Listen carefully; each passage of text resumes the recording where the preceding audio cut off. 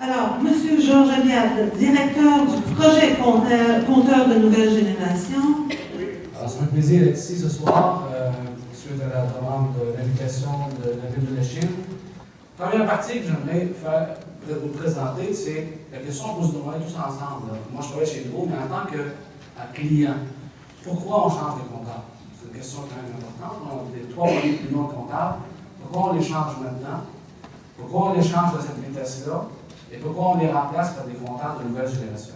Première réponse, c'est que le comptable à roulette, que nous on appelle dans le jargon électromécanique, vous savez, les comptables à roulette que vous avez, il y en a, vous avez ça.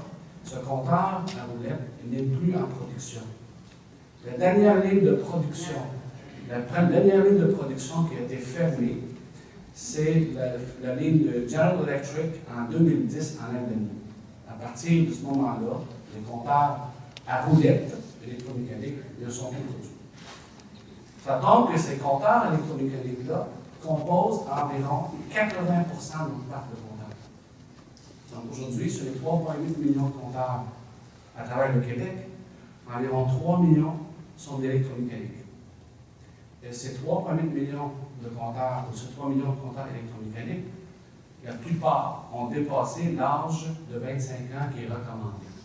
Ça ne veut pas dire que, parce qu'ils ont dépassé 25 ans, qu'ils ne sont pas précis. Nous avons une des équipes d'experts au Québec, expertes dans le domaine de mesurage. Par ailleurs, non seulement Mesure Canada, mais d'autres utilités à travers le Canada viennent chez nous pour calibrer leur comptable. Et nous avons mis en place un programme préventif où à chaque année, environ 100 000 comptables électromécaniques à roulette, on change par prévention.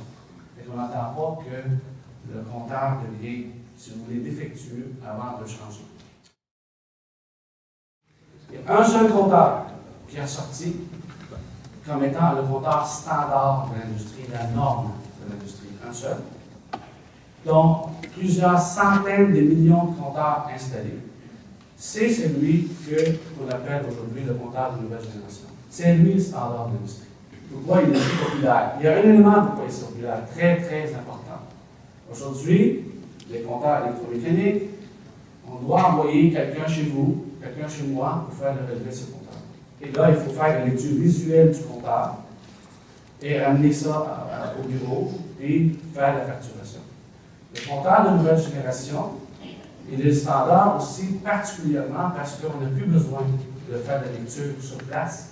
La lecture, elle est lue à distance. Votre consommation de votre comptable nous provient chez Hydro-Québec à distance.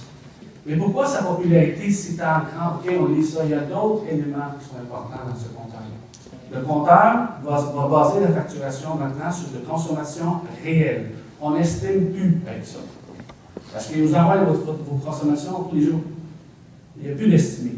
Il n'y a plus d'erreur de revenir parce qu'on a estimé son hiver versus un autre. Ça, c'est vrai. Ça, c'est un gain appréciable. Deuxième élément, ce qui est important, c'est que si vous allez déménager aujourd'hui, il y en a beaucoup au Québec, c'est plusieurs centaines de milliers de ménages chaque année qui déménagent. Vous savez, aujourd'hui, ce qu'on va faire, on va prendre un papier, on doit aller trouver le comptable, on va aller dans un appartement, on va trouver le comptable qui est à nous. Prendre le dessin visuel de la boulette, parce que c'est l'électromécanique, signer ça, nous envoyer ça, nous on le reçoit. C'est après ça, on est capable de fermer le compte, d'ouvrir le compte de quelqu'un d'autre. Aujourd'hui, quelqu'un qui déménage, prend le téléphone, dit moi je suis à telle adresse, je déménage. À distance, on ramasse votre consommation, vous n'avez plus rien à compléter, il n'y a plus rien à dessiner, il n'y a plus rien à envoyer dans le mal. On est capable de faire l'aménagement assez rapide. Vous avez parlé de l'autorelève que les gens n'auraient pu à venir, mais c'est quelque chose qui se fait déjà, qu'on peut le faire nous-mêmes. Puis moi, je le fais moi-même parce que quand ils viennent souvent, je suis à la maison, on me laisse la petite carte, je remplis, je regarde mon compteur, je téléphone, puis je donne mon relevé. Pourquoi est-ce que cette façon-là, qui existe déjà, ne peut pas être faite à grande échelle pour toutes les gens? Comme moi, que j'ai décidé de refuser le nouveau compteur.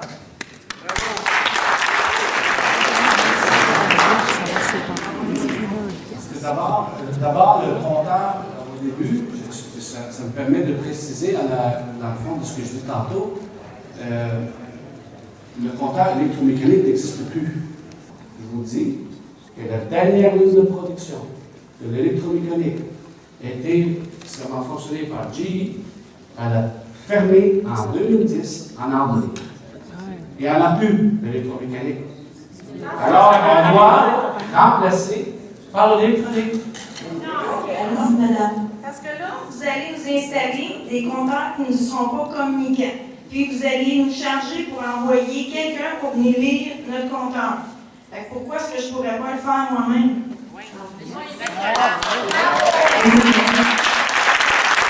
Je vous dis merci de nous retourner votre relevé, mais en général, les gens ne le font pas. Particulièrement les saisons hivernales. Il y a cette contrainte-là. La deuxième, c'est qu'on a une obligation face à vous. M. Abiad disait tantôt qu'on doit vous envoyer une facture exacte. La Régie de l'énergie nous exige, c'est notre appareil, c'est notre produit qu'on vous vend, de s'assurer de vous acheminer chez vous une facture précise. On a une obligation d'aller valider la consommation. Oui, mais ça, c'est 1 ou 2 fois par année, si je ne me trompe pas, parce que c'est déjà arrivé qu'à un moment donné, vu que vous n'étiez pas capable de venir, je rentrais toujours mes informations, qu'on m'a téléphoné pour prendre un rendez-vous pour venir physiquement. Et ça n'arrive pas à toutes les fois. 69% des compteurs à Montréal sont intérieurs. 69%. Oui. En conséquence, pour Hydro-Québec, c'est un défi continuel d'essayer d'accéder dans ces endroits-là et de ne pas briser votre vie privée. Donc, on doit estimer plusieurs fois malgré les efforts réalisés. Outre l'opinion qui a sorti par Santé Canada en décembre 2011 et le ministère de la Santé et des Services sociaux, outre ces deux communiqués-là qui ont vraiment mentionné qu'il n'y a aucun danger pour la santé de ces compteurs-là, nous, Hydro-Québec, avant d'installer un seul compteur, chez vous ou chez moi, là, on a pris le compteur et on l'a envoyé au Centre de recherche industrielle du Québec, le CRIC. Si vous ne connaissez pas le CRIC, c'est une organisation très reconnue à travers le monde qui regroupe des physiciens, des ingénieurs, des experts. On leur a dit pendant 2-3 mois, prenez ce compteur-là et testez ça comme vous voulez. Dites-nous exactement c'est quoi la radiofréquence qui sort de là. Le compteur, d'ailleurs, c'est une étude qui a été déposée à la Régie de l'énergie. Vous avez le downloader, vous allez voir, il y a des photos là-dedans dans lesquelles le compteur, ils l'ont installé dans un environnement et ont mesuré les radiofréquences en avant, en arrière, sur le côté, en dessous, par-dessus, et 360 degrés en tournant comme ça. L'idée, c'est de dire, c'est quoi la radiofréquence qui sort de là? Et la radiofréquence qui sort de là, le plus élevée, parmi toutes ces mesures-là, c'est lorsqu'on est devant le compteur, à peu près à 3 kg.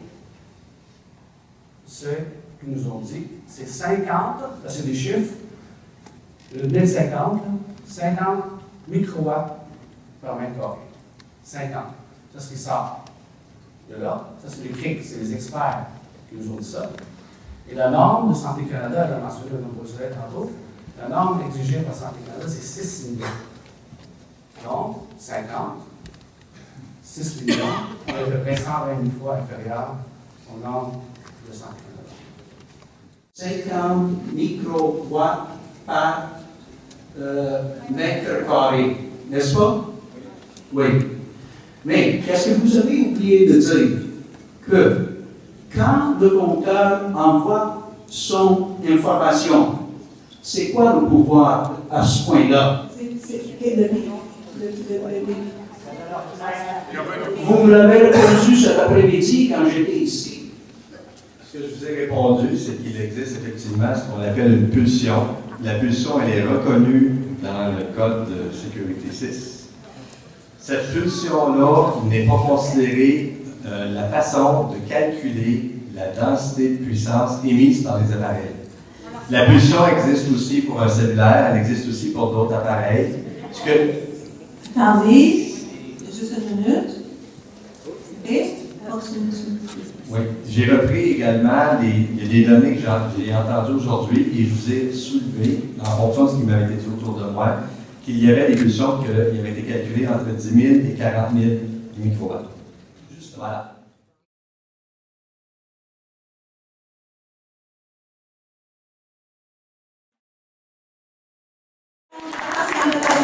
J'ai des informations à vous donner qui viennent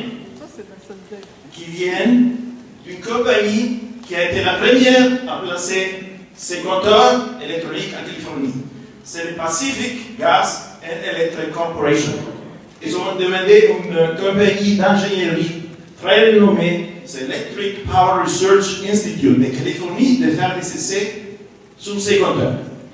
C'est une étude de peu près de 100 pages. Je ne peux pas vous dire ça dans 2 secondes. Je vais seulement vous dire, ces petits compteurs-là, que vous dites c'est 5 ans, selon ces compagnies-là, qui ont été payées par les Power Gas and Pacific, ça donne à émettre, je vous dis, 65 000 microwatts par mètre carré. Ce n'est pas un cellulaire. Merci beaucoup. Juste pour avoir une idée de ce que c'est. Et c'est le document que vous voyez là. D'ailleurs, vous avez des pamphlets là-dessus. Vous allez constater que, dans le fond, le comptage se retrouve facilement dans la famille des moniteurs bébés. C'est à peu près la même émission en radiofréquence qu'un moniteur bébé. Et toutes les autres, quand vous tombez dans le cellulaire, quand vous tombez dans le Wi-Fi chez vous, vous savez, là, on change de TV avec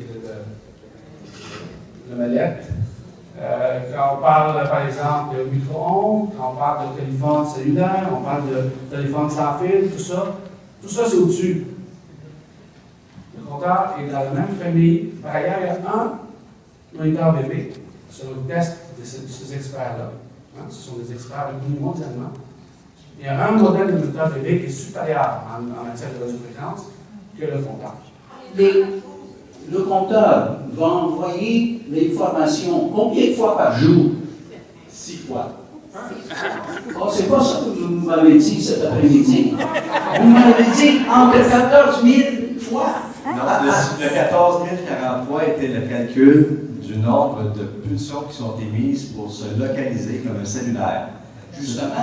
Mais le nombre de fois qu'il transmet l'information, c'est les relevés, c'est 6 fois. Excuse-moi, J'ai parce mal. que je ne suis pas au courant de tout le jargon. Ouais, 14 000 fois par jour. 14 043 en moyenne par jour. Ouais, tu vois? Ça, c'est Entre 10 000 et 40 000.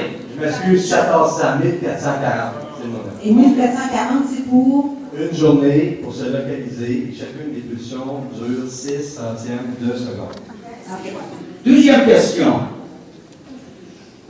Les nouveaux compteurs, ils ont un pouce dedans, un microprocessor, correct? Une puce. Une puce? Oui. Oui.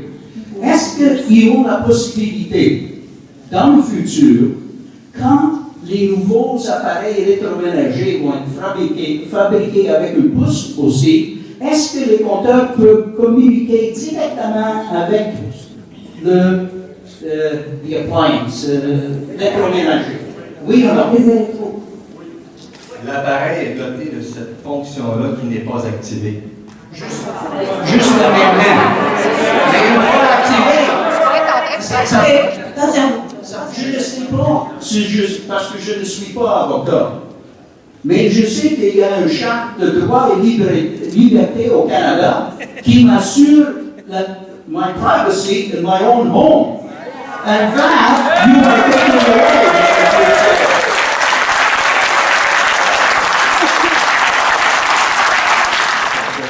Ce que vous appelez cette puce-là avec des appareils qui peuvent communiquer ensemble n'est pas accessible à Hydro-Québec. C'est une fonction, c'est accessible qu'à celui qui est abonné avec un code d'accès qui lui appartient et pour lequel Hydro n'a pas d'information ni d'accès. OK, merci. Premier test, ce compteur-là est-il certifié par Mesure Canada? En plus, je vous ai dit, tout compteur doit être installé, testé par Mesure Canada. Oui, ils l'ont fait, ils l'ont certifié, ça veut dire qu'ils ont pris ce compteur électronique de nouvelle génération, ils l'ont mis dans des situations de vent, froid, moins 50, plus 30, ils ont fait tous les tests possibles et ils l'ont certifié. Fort du fait qu'ils passent le test de santé et radiofréquence, fort du fait qu'ils passent le test de Mesure Canada, on restait un test à faire, c'est au niveau de la sécurité et la confidentialité des données. Premier positionnement qu'on a fait, avant encore une fois d'installer un seul compteur chez nous, chez moi, c'est qu'on a décidé qu'il n'y a pas aucune information nominale qui passe sur le compteur. C'est-à-dire votre nom, votre adresse, votre numéro de téléphone, ou n'importe quelle information confidentielle ne transite pas sur le compteur. Ce qui transite sur le compteur, ce sont des chiffres qui reflètent votre consommation. C'est la première. Deuxième affaire qu'on a fait, on a été la première utilité dans le monde de le faire, c'est qu'on a installé ce qu'on appelle la sécurité avancée. C'est non seulement cette consommation-là qu'on reçoit de votre maison est encryptée, mais on a rajouté un encryptage sécuritaire additionnel dont, je m'excuse, je ne peux pas divulguer les détails parce que c'est sécuritaire, qui fait en sorte qu'il y a un double encryptage et qui minimise, presque élimine, les possibilités de hacking, si vous voulez, au niveau de cette information-là. En plus de ça, ce qu'on a déposé à la régie, on a embauché une firme indépendante, experte en matière de sécurité, qui a qualifié notre sécurité de la plus élevée à cause de ce qu'on vient de vous dire au niveau de la sécurité avancée. C'est l'opinion d'une firme indépendante, encore une fois, qui a été déposée à la Régie de l'énergie, dont les résultats sont accessibles à travers le site de l'Internet de la Régie. À partir de la fin 2013, début 2014, chacun de vous qui ouvrait un compte chez nous au Québec, il ne coûte rien, une page personnelle, sur une base journalière, vous allez recevoir votre consommation sur une base journalière, juste à vous. Et il y en a beaucoup d'entre vous, en tout cas, moi, j'en connais plusieurs, qui veulent suivre le budget. Alors, en sachant tous les jours c'est quoi votre consommation, en sachant aussi si cet outil-là va vous donner à quelque part une certaine projection sur si je continue à consommer comme ça va avoir l'air comment ma facture quand va arriver. Ça nous amène à gérer mieux, prendre moins de temps dans des douches et à ce moment-là, s'assurer qu'on ne part pas le vaisselle 22 fois dans la même journée. Comment ça se passe sur le terrain chez vous?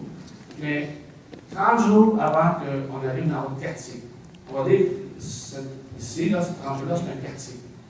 Mais 30 jours avant qu'on installe un compteur dans ce quartier-là, on envoie une lettre. On envoie une lettre à ce quartier-là, en lui avisant que dans 30 jours, on va venir vous installer le compteur. Après le 30 jours, on se présente dans votre quartier et on installe le compteur. Si vous êtes là, on prend la porte, si vous êtes là, on vous informe qu'on est en train de changer le compteur. Si vous n'êtes pas là, on vous laisse, puis le compteur est accessible, on change, puis on vous laisse une lettre en disant nous avons changé le compteur. Et si vous n'êtes pas là et le compteur est inaccessible, on vous laisse une lettre pour vous dire appelez-nous pour prendre rendez-vous pour qu'on puisse changer le compteur. C'est comme ça que ça se passe. Moi, j'ai envoyé une lettre enregistrée comme quoi que je m'objectais au compteur intelligent. Et je voulais avoir des informations, comme tout le monde qui est ici présent, avant de dire que j'accepte. Et hier, il y a quelqu'un qui est passé chez nous pour mettre un compteur, et si je n'avais pas été dehors pour dire « moi, j'en veux pas de compteur intelligent », ben, il m'en aurait mis un. Moi, je pense que quand on est amanché comme ça, qu'on donne, qu'on ne veut pas, on a envoyé une lettre enregistrée, on doit après avoir une liste de dire « on n'ira pas voir M. Leblanc, il a signé, il a envoyé une lettre comme quoi qu'il n'en veut pas. » Bien, bravo. Nous comprenons qu'il y a un problème important dans la communication, les relations avec les clients à ce sujet. Pouvez-vous nous aider là-dessus? Attention. Alors, le processus qui existe à l'interne, on tient compte de chacune des lettres, effectivement, qui est acheminée et on retire de nos parcours, pour l'instant, les gens qui lui ont signifié l'absence, le non-volonté d'avoir ce compteur-là. Et on offre, en échange, l'option de retrait. Donc, si ça s'est produit, c'est une erreur particulière, spécifique. J'ai pris votre nom, j'ai pris votre adresse, on va regarder ça. La question, c'est, avez-vous dit pour l'instant, ce qui veut dire que... Ce qui signifie que le moment, je ne sais pas si vous aviez reçu à l'origine, 30 jours avant, la lettre qui confirmait qu'on était pour passer. Oui, non. Il y a des situations, vous pourriez l'avoir reçu, des situations que non. Notre processus est conduit pour l'instant, donc on va vous revenir avec une lettre, une confirmation qu'on a l'intention de passer. Vous allez avoir un numéro de téléphone sur cette lettre-là qui vous demande de nous appeler pour nous le reconfirmer. Et à partir de là, vous avez le choix d'opter pour une option, dans le fond, d'un compteur non communicant. Donc, ce qu'on dit pour l'instant, c'est qu'on reçoit votre lettre, on retire, dans le fond, votre abonnement, votre nom dans le parcours. Et si on aura passé, effectivement, on va vous demander 30 jours avant, si vous voulez, à nouveau. OK.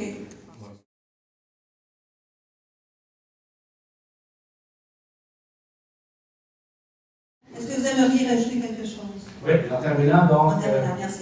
Et finalement, donc, tu parles de tous ces arguments-là qui ont été débattus pendant 17 jours à la Régie de l'énergie avec plusieurs organismes et organisations qui étaient présents. La Régie de l'énergie a donné son autorisation pour évidemment et déployer ce projet. Merci beaucoup tout le monde. Merci beaucoup, M. Moi, j'ai des questions sur la Régie de l'énergie. La Régie de l'énergie, c'est quoi ça? Moi, c'est des nominations partisanes. C'est une patente de gouvernement qui travaille pour le gouvernement, qui travaille pour les gens.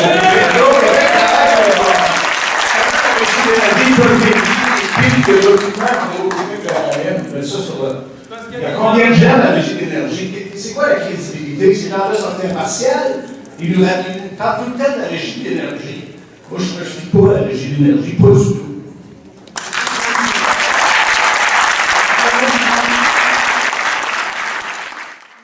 Je voudrais savoir combien de pertes d'emplois on va y avoir, et ça c'est certain. Je n'ai pas besoin d'être scientifique. Il va y avoir des pertes d'emplois, des personnes qui viennent lire les compteurs, combien d'emplois Hydro-Québec va perdre. Et en tant qu'entrepreneur, je vais vous dire que je vois une ouverture avec Hydro-Québec. Parce que vous dites qu'en 2010, ils ne font plus de compteurs. Pourquoi Hydro-Québec ne fait pas de compteurs lui-même, puis on est sponsor aux États-Unis? On va générer des emplois au Québec. Ça, c'est quelque chose de concret que je vous cite. Et je vous dis, à la place de mettre des choses qu'on achète de la Chine, pourquoi vous ne faites pas quelque chose vraiment pour travailler pour la population qui paye votre salaire? Cette question-là, parce qu'on l'a pas couvert dans la présentation de tantôt. Notre fournisseur de compteurs, c'est un fournisseur qui s'appelle Landis & Lear. C'est une entreprise suisse. Et lorsqu'on a fait l'appel d'offres, comme tout appel d'offres chez Hydro-Québec, on exige à nos clients, aux fournisseurs potentiels, de s'assurer qu'on crée de jobs au Québec. Ce n'est pas quelque chose de nouveau, ce n'est pas particulier au compteurs. C'est une règle chez Hydro-Québec. N'importe quelle offre, n'importe quel appel d'offres, on exige à ce que les fournisseurs potentiels créent des emplois au Québec. Alors, l'aide des aiguilles. On vous entend pas, madame. On ne sait pas de. On a trouvé vos compteurs dans un édifice d'Amateur. Il fait tout installé dans les édifices d'Amateur. Est-ce que la Je peux continuer la réponse.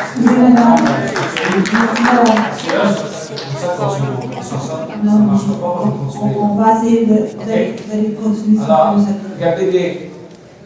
L'industrie, quand il s'est implanté ici, il a pris l'engagement, et il va l'annoncer dans les prochaines semaines, la création de centres d'excellence de mesurage au Québec, en vertu duquel plusieurs dizaines, voire centaines de jobs vont être créés, où l'expertise dans les compteurs va être développée ici par la main-d'œuvre québécoise. Ça, c'est une exigence contractuelle au Québec.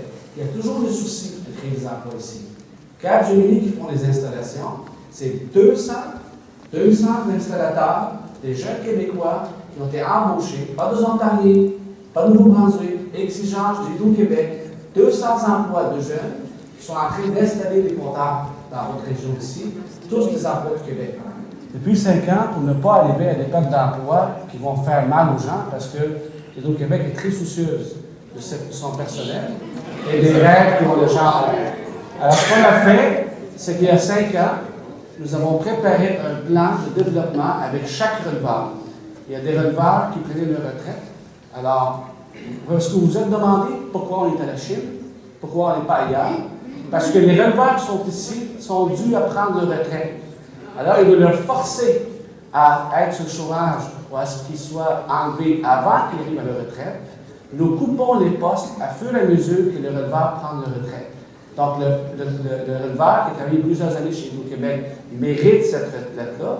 Entre-temps, on remplace son job par un temporaire qui, lui, a l'opportunité de rentrer chez nous au Québec, se faire connaître, et s'il y a d'autres opportunités dans l'entreprise, il peut appliquer là-dessus.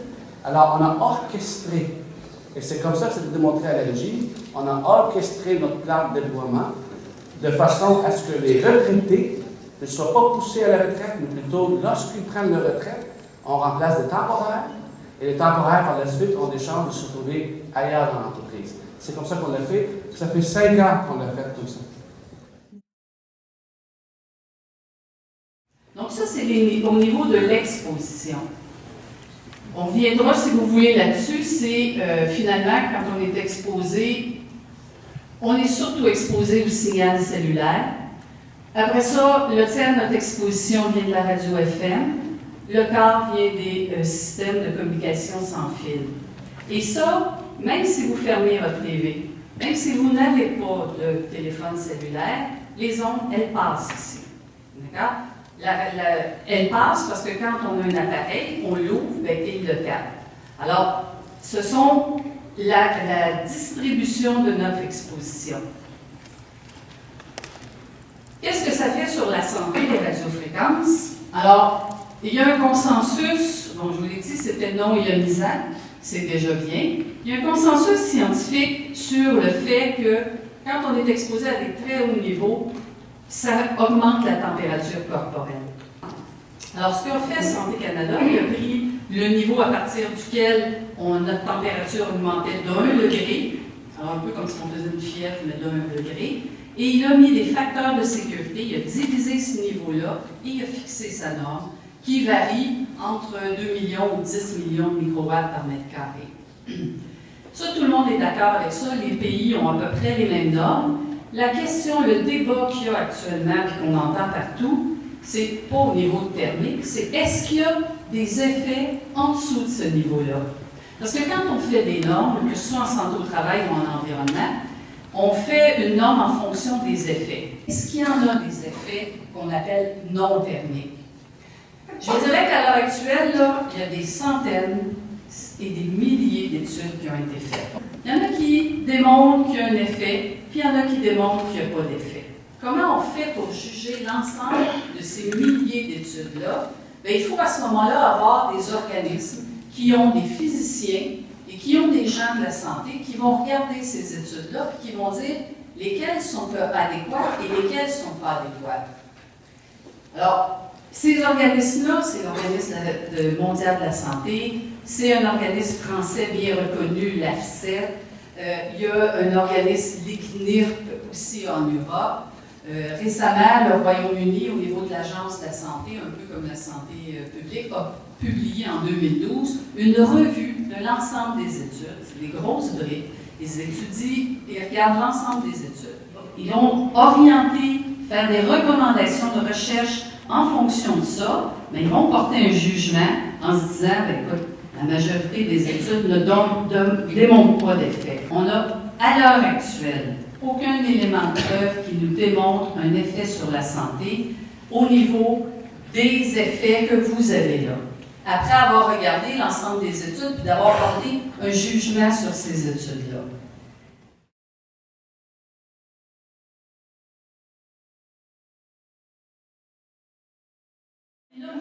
Moi, je vous ai dit les informations que j'avais à vous transmettre. Maintenant, je veux juste vous dire une chose. Moi aussi, je vais vivre avec des compteurs, que ce ne soit pas ce qu'il y a avec le pire. Je vais vivre avec tout ce qui existe. Puis, je ne suis pas vendue à quoi que ce soit. J'ai des enfants. S'il y avait un risque démontré, je serais la première à sortir haut et fort.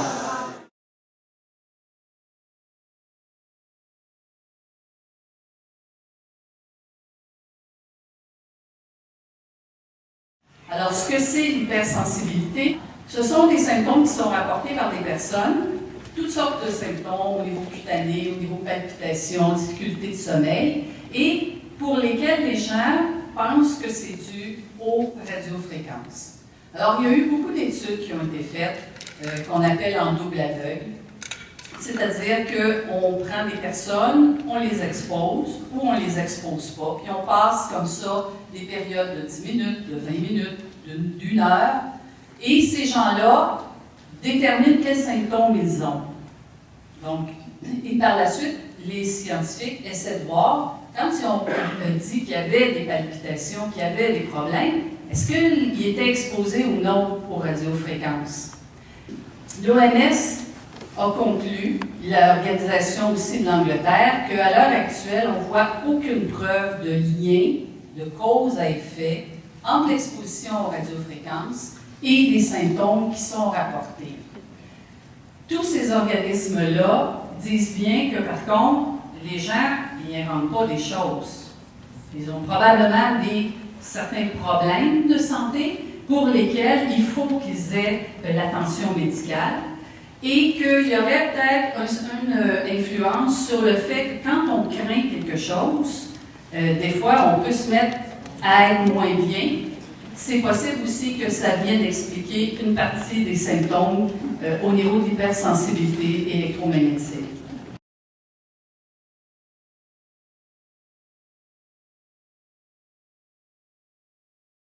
Quand il y a eu le débat sur les compteurs intelligents, les gens de santé publique ont dit, écoutez, en termes de niveau d'exposition, c'est relativement tellement faible par rapport à l'exposition à laquelle on est via les autres sources qu'il faut absolument qu'on donne l'information à ce niveau-là. Donc, la santé publique, c'est le ministère de la Santé. J'étais une des auteurs de cet avis-là.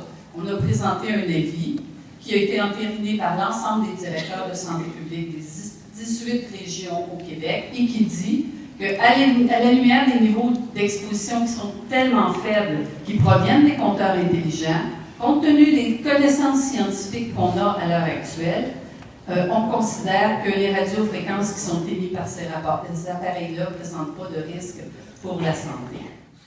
Madame de la direction de la santé publique, pour le peu que j'ai lu, j'ai trouvé une quantité irréfutable d'études qui montrent des effets de santé.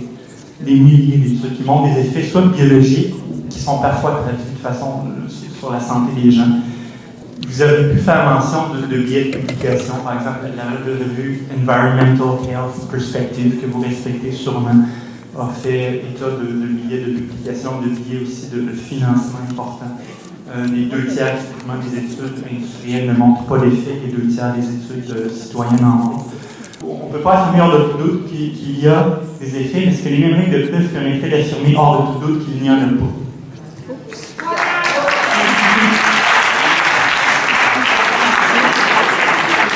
Je vais commencer tout de suite à répondre. Je vous dirais que ce n'est pas moi qui dis ça.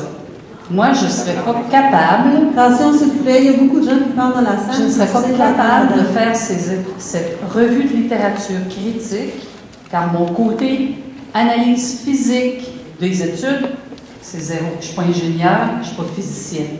Je me base, comme les gens de santé publique, sur ce que l'OMS a fait, les organismes qui sont reconnus là-bas et que je vous ai présentés et qui ont investi suffisamment de temps pour faire cette revue-là. C'est sur eux autres qu'on se base.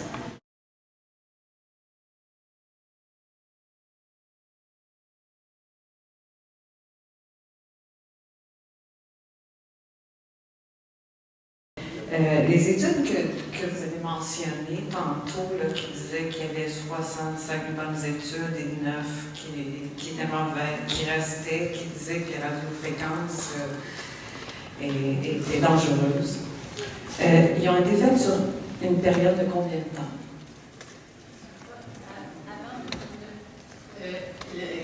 L'ARCEP, l'organisme français, avait déjà publié un document en 2005. Ils en ont publié un en 2009, donc ils ont étudié entre 2005 et 2009 les nouvelles études, et il est prévu que cette année, ils vont également sortir une autre évaluation qui suit la littérature qui sort au fur et à mesure. Donc, il n'y a eu que 4 ans d'études de fait. On sait pertinemment que scientifiquement, ça prend 10 ans. Oui, mais c'était déjà prononcé auparavant et ça continue à aller dans le même sens. Dans le fond, c'est des gens qui suivent la littérature et jusqu'à présent, en 2009 ou en 2012, comme les Anglais l'ont démontré, c'était l'état des connaissances scientifiques depuis le début jusqu'à maintenant. En raison de notre participation au projet pilote, on a été sollicité par un groupe d'étudiants de Polytechnique qui nous invitait à participer à une étude, des étudiants de premier cycle qui sont sous la supervision du professeur Thomas Gervais. Et ils nous ont demandé de participer à une étude où il y avait 24 volontaires qui seraient soumis pendant 3 heures à des radiofréquences semblables à celles des compteurs, sans que ce soit des compteurs. On leur demandait ce que c'était des ondes pulsées et on voulu nous répondre. Et le but de l'expérience de ces 6 étudiants de premier cycle au baccalauréat était de vérifier si après 3 heures d'exposition, on avait des symptômes cardiaques. Nous avons refusé de participer à une telle expérience parce que nous pensons que 3 heures d'exposition, c'est loin d'être comparable avec 24 heures sur 24, 7 jours sur 7 pour le reste de notre vie, qu'un échantillon de 24 personnes volontaires était bien mince et que le symptôme cardiaque, d'après ce qu'on a observé dans Villeray, était un symptôme très rarement observé, puisque le symptôme qu'on nous rapporte le plus souvent, ce sont les nausées, les maux de tête, les insomnies, et rarement, mais dans certains cas où la personne était disposition, des symptômes cardiaques. On leur a donc dit que leur étude était une étude assez mal conçue. C'est pas grave, c'est étudiants du baccalauréat en Polytechnique, quoique leur professeur, Thomas Gervais, aurait dû être un petit peu plus rigoureux. Et on leur a fait remarquer que ce genre d'étude était un calque parfait d'études commanditées par l'industrie des télécommunications qui ont été vivement dénoncées en Europe, en Angleterre notamment, comme quoi ce sont des expériences désignées précisément pour obtenir aucun résultat statistiquement significatif. Lorsque vous rencontrez nos élus, j'ai entendu dire, Mme Beausoleil, que vous avez cité une étude où des personnes ont été exposées 3 heures de temps à des rayonnements semblables à ceux des compteurs et qu'il n'y a pas eu d'effet cardiaque de noter. Est-ce que vous faisiez référence à la même étude à laquelle on a été invité à participer, à savoir une étude menée par des étudiants de fin de cycle de baccalauréat supervisée par Thomas Gervais? Merci beaucoup. Non, pas du tout. C'est des revues de littérature. C'est, en tout cas, j'ai cité, là, il y avait les noms. Rubin qui a revu la littérature, puis les organismes comme l'OMS qui ont regardé l'ensemble de ces études-là. Avec ce qui arrive à Châteauguay présentement, je crois que dans 6 mois, ou 4, 5, 6 mois, il y a quelque chose de nouveau qui va sortir sur des effets non thermiques. Qu'est-ce que va faire Hydro-Québec si on passe à 1000 microwatts à l'extérieur et à 100 microwatts à l'intérieur, comme dans les pays d'Europe? Bon, excusez, juste vous dire qu'en Europe, là, ils ont les mêmes normes qu'ici.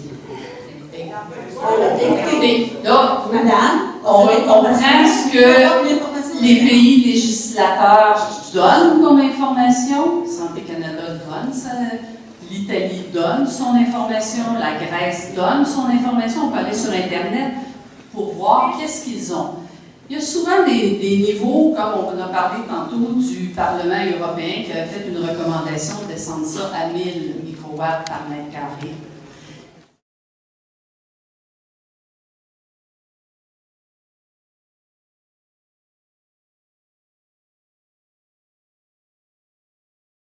L'idée du 1000 microwatts par mètre carré n'est pas farfelue. Elle est venue des années 2000. Il y avait eu une étude qui avait été faite en 1996 par 2 chercheurs qui avaient vu que les gens avaient exposé durant leur sommeil à des radiofréquences. Il y avait une variation au niveau de l'encéphalogramme. Alors en 1996, ils ont dit « Oups, attention, on a vu ça à tel niveau ». Et là, les autorités des gens de santé publique de l'Autriche ont fait une recommandation à partir de ça. Mais ce qui est arrivé, c'est que dans les 2 années suivantes, les mêmes chercheurs ont réexposé les gens à des niveaux 10 fois, 100 fois plus élevés. Ils ont regardé leur encéphalogramme durant le sommeil et ils n'ont pas vu du tout cette modification. Alors, ce qu'ils ont dit, c'est, bien, écoutez, excusez-nous, là, on l'a fait 3 fois, puis on voit que les dernières études plus sophistiquées ne montrent pas ça. Mais cette norme-là de 1000, elle continue à circuler en termes de recommandations. Mais elle n'est pas appliquée.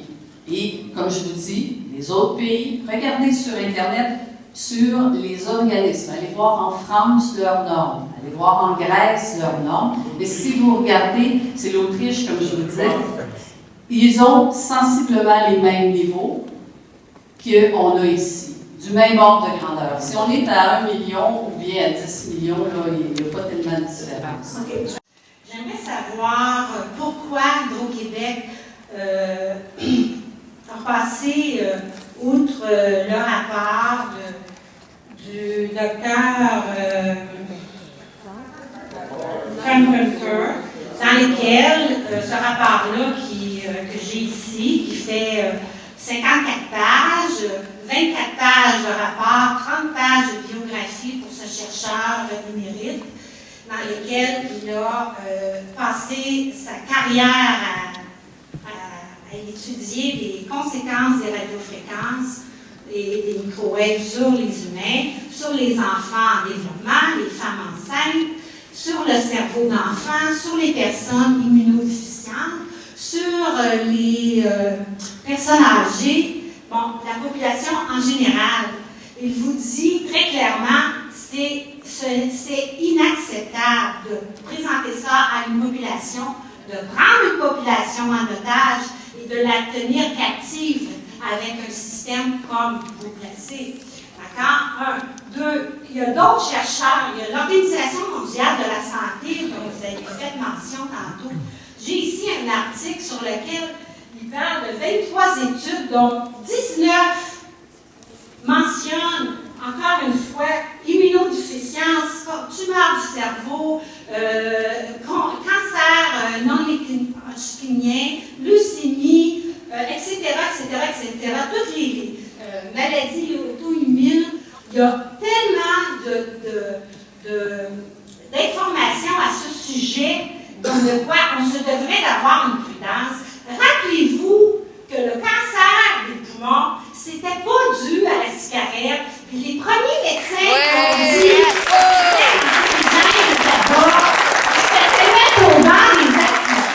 ils se faisaient dire qu'ils étaient des pourris dans la société. C'est vrai.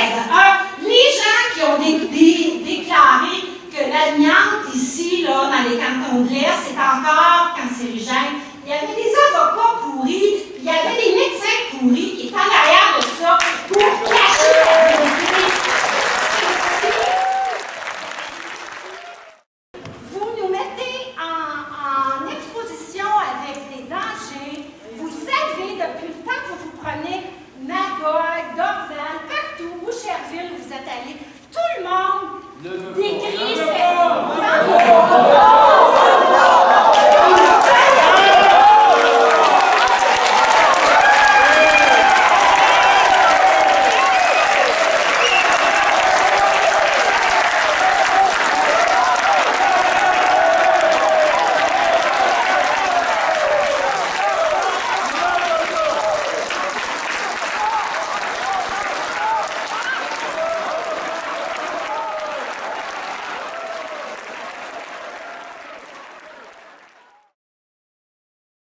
Moi, ce qui m'a frappé, c'est plutôt le budget familial. Quand les montants de 206 $ annuels que je vais devoir payer, parce que moi, je vais pour l'option de retrait, alors je ne veux pas le communicant. Alors, mes frais vont m'être chargés immédiatement. On dit que, M. Coutet me dit que c'est un déploiement sur 5 ans au travers le Québec. On est dans la phase 1, qui devrait finir en 2014. On ne sait pas encore si la Régie de l'énergie va allouer la phase 2 et la phase 3 pour l'instant. Probablement que l'éloignement, ou en tout cas, ça deviendrait trop dispendieux. Ce qui veut dire que moi, présentement, je vais déjà devoir payer mon 206 $ annuel avant taxe, qui représente 230 quelques dollars. Et si un citoyen du Québec, qui dans 5 ans aura la même décision à prendre que moi j'aurais déjà payé près de 1200 $ de plus que ce citoyen-là. J'étais sous l'impression qu'il y avait une loi à la régie d'Hydro-Québec qui disait que tout citoyen, peu importe où il demeure au Québec, doit payer le même taux. Alors, c'est ma question. Pourquoi je devrais être pénalisé par rapport aux citoyens dans 5 ans? Merci beaucoup. Merci. Merci.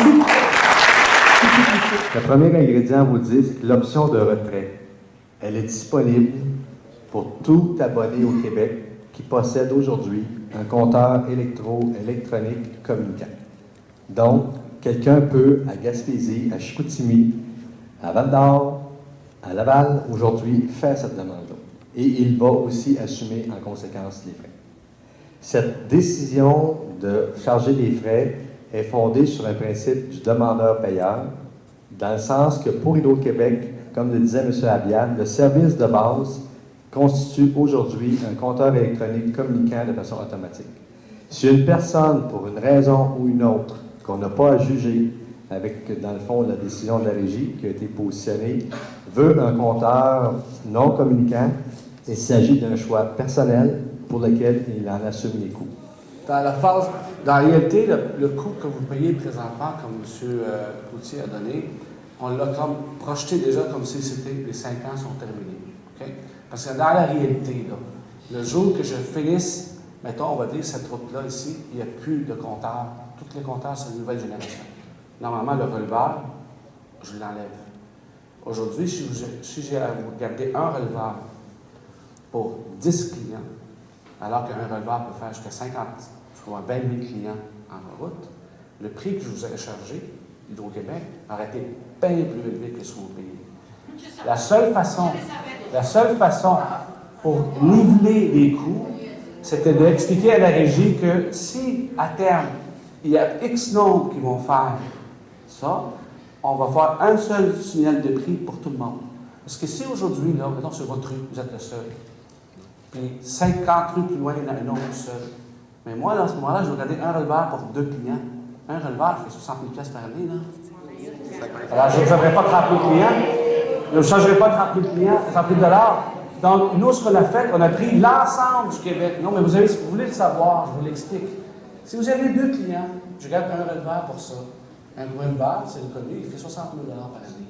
Ça veut dire que normalement, votre facture aurait été 30 000 et le releveur était 30 000, l'autre client. Pour ne pas arriver à créer ces situations aberrantes, on a créé un scénario qui date sur les 5 prochaines années. On a dit, sur 5 ans, on pense à peu près qu'il va y avoir tant de monde qui vont opter pour l'option de retrait. Alors, on va les traiter justement et on va prendre l'ensemble de ces clients-là pour ramortir le coût sur le plus grand nombre. D'où votre coût à vous. J'ai un souci et j'ai une question. Mon souci est les gens pour l'installation sont passés chez moi aujourd'hui. J'ai dit non, j'habite le rez-de-chaussée et je voulais venir ce soir pour prendre plus d'informations, prendre une décision finale. Par contre, ils sont allés voir mes locataires du duplex sur le 2e étage qui auraient donné leur accord sans mon consentement, même si je suis propriétaire du duplex. Alors, je trouvais que c'était un peu rushé de m'imposer la décision de mon locataire pour l'installation du compteur chez moi, où je suis le propriétaire. Alors ça, c'est mon souci. Peut-être pour votre première intervention, à savoir qu'est-ce qui fait qu'Hydro-Québec adresse à votre locataire le choix de remplacer son appareil. C'est que la relation qu'on a avec nos clients, avec l'abonné, est exclusive. C'est un contrat qui existe entre l'abonné et l'entreprise. Donc, ce choix-là, pas le choix, mais cette obligation-là contractuelle qu'on a est de positionner ou de poser la question en termes de décision à celui qui est abonné. Vous avez compris tantôt que pour nous, pour Santé Canada et pour les organismes publics, il n'y a pas de danger pour la santé. En conséquence, donc, il a été aussi tout débattu cette portion-là d'information ou de choix en termes à qui on adresse avec la Régie d'énergie. Et le positionnement était très clair. On ne s'émissait pas dans une relation locataire-propriétaire. Donc, notre positionnement, c'est celui évidemment de la Régie et celui contractuel est de positionner notre demande auprès de l'abonné. Ma question s'adresse à M. Cloutier. Je vais parler d'un aspect qu'on n'a pas beaucoup parlé ce soir. Les situations de compteurs regroupés. Vous avez répondu tantôt à un monsieur qui est proche de la fenêtre là-bas qui disait être un propriétaire. Vous avez répondu, Hydro-Québec ne s'occupe pas des liens, des relations qu'il peut y avoir entre un locataire et puis un propriétaire. Donc, moi, ce que je dis, c'est que l'option de retrait, elle est totalement inéquitable pour tous les gens qui sont en situation de compteur groupé. Moi, j'habite en copropriété. C'est un immeuble de 12 condos. Et puis, à cause des décisions d'Hydro-Québec, aujourd'hui, je suis obligée de prendre un avocat, prendre des procédures légales envers mes voisins. Les 13 compteurs de l'immeuble sont situés à 1 mètre de ma cuisine. Alors, qu'est-ce que je fais avec ça? Vous allez me dire que 13 compteurs, c'est pas plus dangereux qu'un seul compteur, mais c'est moi qui vais vivre avec les 13 compteurs, alors que mes voisins, eux, qui habitent au rez-de-chaussée ou au deuxième étage, ils s'en foutent parce qu'ils se disent, c'est pas grave, moi, le compteur, il est loin de moi. Alors, à cause des décisions inéquitables d'Hydro-Québec, moi, je suis obligée de me prendre un avocat. Est-ce que Hydro-Québec va payer mes honoraires d'avocat?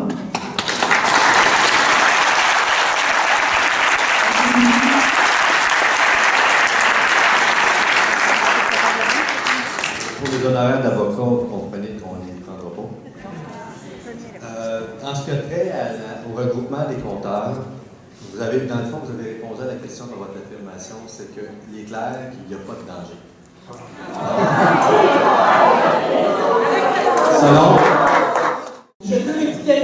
Cloutier, si je suis ici ce soir, c'est parce que je me préoccupe hautement de ma santé, parce que moi, je me dis 13 compteurs à 1 mètre de ma cuisine. On sait que dans les cuisines, avec les appareils réfléchissants pour du métal, ça accentue encore les émissions, la quantité de radiofréquences. Alors, si vous, ça ne vous inquiète pas, moi, ça m'inquiète. Moi, ce que je dis, c'est que ce n'est pas équitable, parce qu'à cause des décisions d'Hydro, moi, je suis obligée de prendre un avocat pour me battre contre mes 11 voisins. Vous dites que les compteurs alternatifs aux compteurs espion-poison, c'est des compteurs non communicants. C'est bien ça, c'est pas communicant, il n'y a pas d'autre manière de le lire que de venir chez moi. Bon, alors, vous confirmez ça, là. Quand on prend une option de retrait, c'est un compteur électronique démuni de sa nouvelle génération. Donc, il est électronique, il n'y a aucune radiofréquence qui est là-dedans, il n'émet pas de radiofréquence vers la rue, il ne met aucune radiofréquence. C'est un compteur électronique qu'on a commandé pour les clients qui doivent prendre l'option de retrait, puisqu'on ne peut pas retenir et garder les compteurs électromécaniques pour ce type d'information-là. Ça a été présenté à la régie pour ça. Donc, c'est un compteur électronique lu à la main. Ma question est,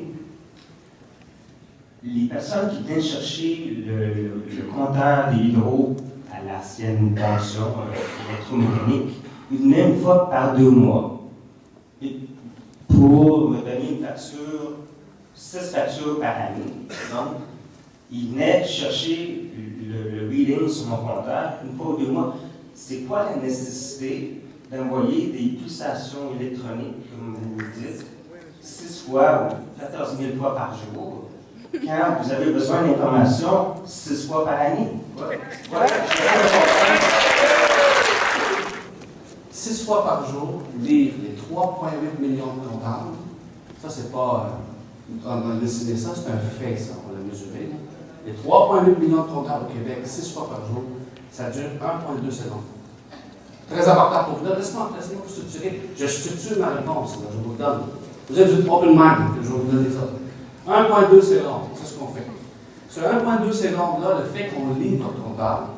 Donc, le comptable, s'il y a une panne dans votre coin, il va nous le donner. Et à ce moment-là, je vais être capable d'avancer plus vite dans l'intervention de la panne, le rétablissement de panne, c'est-à-dire que l'électricité va tourner chez vous beaucoup plus rapidement. Quand il y a des pics, quand il y a des heures de pointe qui arrivent, vous avez vu cet hiver, il y a eu 2 fois, Hydro-Québec a appelé la population pour ramener un petit peu plus la baisse de tension au niveau des... Dans certains endroits, il fait plus froid qu'un autre endroit. Dans une géographie, par exemple, Laval peut avoir des degrés jours plus froids que c'est Montréal. Donc, au lieu de demander à toute la population de dire, venez, on veut vous aider à baisser votre consommation du matin, alors à ce moment-là, on va vous appeler plus à Laval, on va dire Laval, aidez-nous plus, parce que, à cause du compteur qui nous envoie de l'information, on sait combien vous consommez. Alors, s'il y a une répartition, il y a des avantages concrets pour vous, pour nous, dans le rétablissement de plan, dans l'efficacité énergétique, dans la gestion de la pointe, Tout ça pour 1,2 secondes par jour pour 3,8 millions de compteurs. Ce sont des bénéfices intrinsèques au fait qu'on lit ça 7 fois par jour. J'aimerais savoir quelle information qualitative Hydro-Québec va être capable d'obtenir de notre consommation. Là, je parle vraiment de la façon, les modes avec lesquels on consomme, qu'est-ce qu'on fait avec l'électricité, quand, comment, et ainsi de suite. Là. La seule donnée que l'on possède, qu'on va recevoir, c'est une donnée globale de la consommation du client de façon périodique. Qu'est-ce qu'on en fait? Ça nous aide à gérer notre réseau pour assurer une qualité d'électricité qu'on achemine chez vous. Il y a en bonne quantité en fonction des fluctuations. Et de votre côté, comme le disait M. Labiat, va servir ces données-là tantôt chez le client directement, à avoir une aperçu de ce qu'il consomme en temps pratiquement réel à tous les jours. Donc, pour lui aussi gérer sa consommation. Quel positionnement marchand sur le marché de l'électricité, l'information quantitative dans une fraction de temps va permettre à Hydro-Québec de tenir? Parce que typiquement, c'est une méthode pour isoler les segments payants d'une population, d'une consommation électrique. Dans ma tête à moi, ça ouvre la porte à la privatisation, mais j'aimerais vous entendre là-dessus. Le compteur, on parle de distributeur. Vous savez qu'Hydro-Québec, maintenant, il s'est séparé en 3 divisions. Il y a le distributeur, il y a le transporteur et il y a le producteur. Le distributeur a un contrat avec le producteur, en dessous duquel le producteur lui remet de l'électricité pour nous tous ici, pour le Québec, et donc il gère les productions en arrière. L'entreprise, la division qui exporte aux États-Unis, c'est le producteur, ce n'est pas le distributeur. Vous avez dit aussi tout à l'heure qu'en cas de surcharge électrique sur une région, un territoire, n'importe quoi, l'hiver, il fait froid, vous allez vous servir de vos compteurs pour inviter la population à réduire sa consommation électrique. Comment est-ce que le compteur va me faire réduire ma consommation électrique? Est-ce que, par exemple, ça voudrait dire qu'Hydro-Québec, à distance, va pouvoir décider combien je consomme d'électricité chez nous? En sachant le degré jour par région, en sachant dans quelle région il fait le plus froid. Et en sachant à ce moment-là, par les compteurs, combien d'appels de puissance cette région-là a besoin. On peut tout simplement prioriser, de dire, les gens de la Chine, c'est chez vous qui fasse le plus froid, aidez-nous à baisser votre consommation par vous-même. On ne touche pas au compteur, on fait juste prioriser. Parce qu'aujourd'hui, quand on lance un appel à tous, on le lance à tout le monde. Avec les compteurs, on va juste pouvoir le lancer là où ça peut compter un peu plus. Mais nous, on ne touche pas à votre compteur, on n'enlève rien sur votre compteur, on fait juste vous donner, dans le fond, la priorisation. Quelle sorte de question? Attention. Quelques semaines, justement, l'hiver, est-ce que vous avez entendu qu'il y avait une pointe où il y avait très, très froid, ça fait 39 000 MW, et Hydro-Québec a fait un appel à la population pour réduire notre consommation. Quand on rentre chez nous, on va faire la vaisselle tout de suite, on a demandé ça aux gens. Et les gens, en général, vous, les Québécois, ils ont répondu. Il y a plusieurs qui ont répondu. Ça, c'est ce que je dis, c'est ça. La différence, ou si vous voulez, l'information de plus que ça peut aider, le compteur, c'est que quand il fait froid, il y a des régions, on va prendre la Chine, va faire plus froid, par exemple, beaucoup plus froid, on va dire, que Laval. Okay? Le compteur, parce que les gens de la Chine consomment plus, on va le voir, la consommation est plus importante, on va savoir que c'est à la Chine, l'appel de puissance est élevé. Alors, quand on va faire l'appel à tous, on va cibler, par exemple, les gens on pourrait, je ne dis pas que ça va faire, on pourrait cibler les gens de la Chine, dire, faites attention, parce que vous pouvez nous aider à réduire votre consommation, parce qu'on sait. Attention. Ou ailleurs. Est-ce que vous comprenez? Comment pouvez-vous expliquer que les autorités de santé publique du côté de Santa Cruz, en Californie, où le même modèle de compteur qu'ici a été installé, ont jugé de bon de décréter un moratoire? En Californie, c'est Pacific Gas and Electric qui a fait ça. C'est PG&E qui était rendu environ à 6,8 millions de compteurs installés. Il restait à Santa Cruz 200 000 compteurs à faire. Et puis aussi, si vous voulez, la régie de l'énergie, l'équivalent de notre régie à nous, là-bas. Ils leur ont demandé de se présenter à la régie, ce que nous, on a fait. Et ils leur ont demandé de présenter c'était quoi les mesures de radiofréquence qu'ils avaient pour les compteurs, pour les routeurs et pour les collecteurs.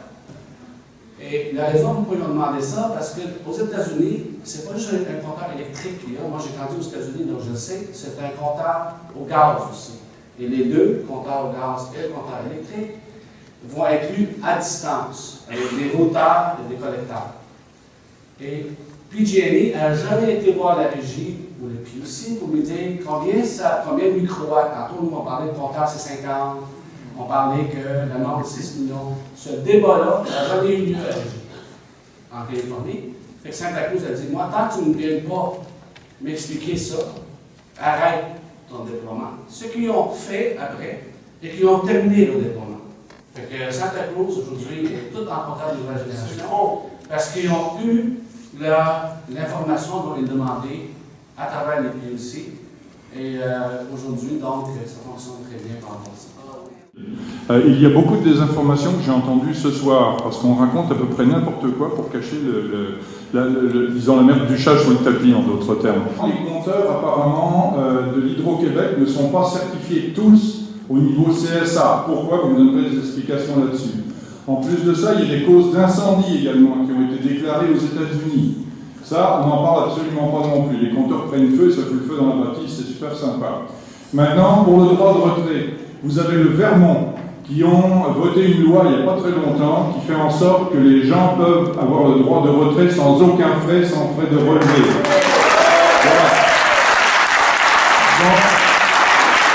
Donc, personnellement, je pense que j'ai le droit primordial à ma santé.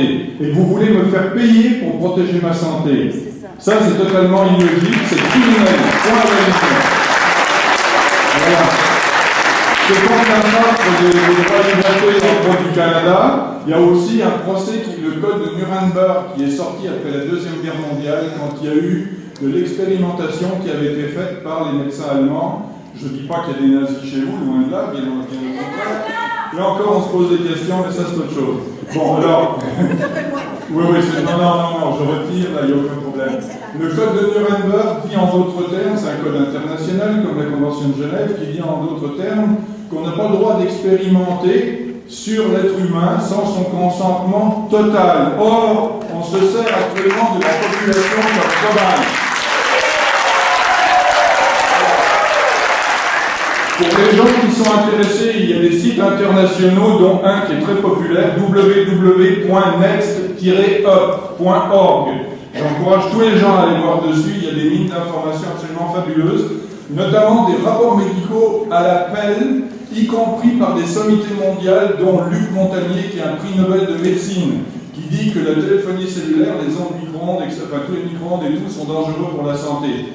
Il y a des rapports en masse. J'en ai juste un parmi des milliers, j'ai des clés USB avec plus de 2000 ou 3000 documents, autant juridiques que médicaux, etc.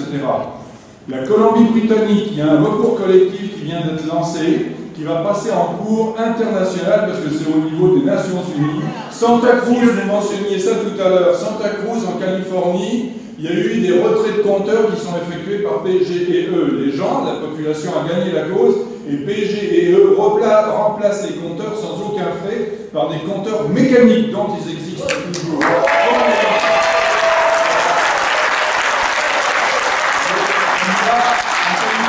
Aux États-Unis, au Canada, il y a énormément de mouvements.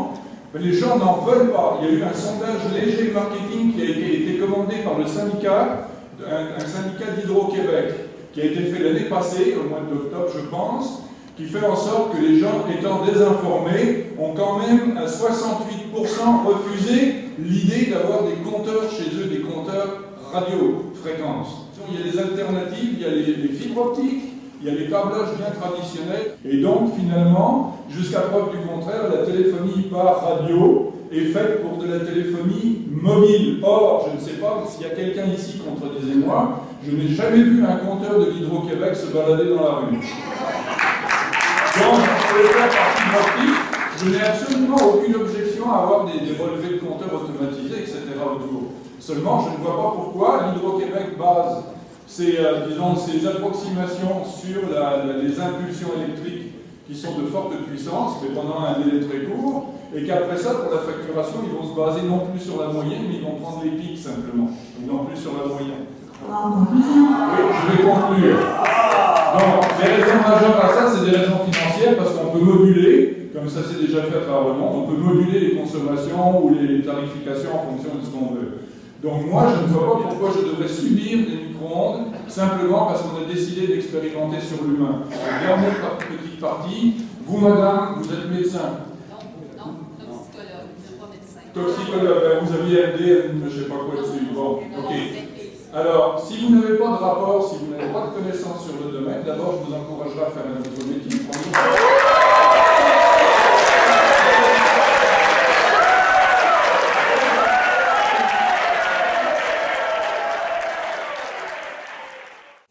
Si je comprends bien, si on veut ne pas avoir le compteur intelligent, on doit s'en soustraire. C'est ce que j'ai fait.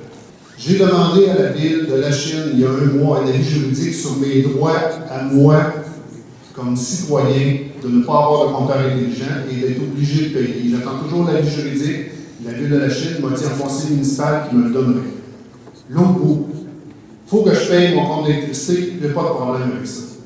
Quand vous allez m'envoyer la facture pour payer les frais additionnels parce que je me suis débranché du compteur intelligent, je ne paierai pas l'électricité. Par contre, quand je paye les services d'Hydro-Québec, je donne de l'argent à Hydro-Québec pour avoir un service. Ils vont prendre mon argent pour me poursuivre, pour que je puisse payer ces frais-là. Je trouve ça aberrant, parce que ça va être avec mon argent que leurs avocats vont poursuivre. Qu'est-ce que vous allez faire si je ne paye pas? Vous allez m'emmener en justice ou vous allez me couper l'électricité? J'aimerais que Hydro-Québec me réponde sur le fait qu'est-ce qu'ils vont faire quand je ne paierai pas l'excédent. Je pense qu'il faut qu'on arrête là. Ça fait plein de fois qu'on le demande cette question-là. On la veut, la réponse. On appelle à tous les jours pour savoir la réponse, il n'y a pas de réponse ici ce soir. Eux ne peuvent pas répondre à ça. C'est une décision autre que la réponse de eux. On va savoir qu'est-ce qu'ils vont faire sur Facebook. Ce n'est pas très sympathique et facile de gérer le téléphone. Ils n'ont pas la réponse à ça.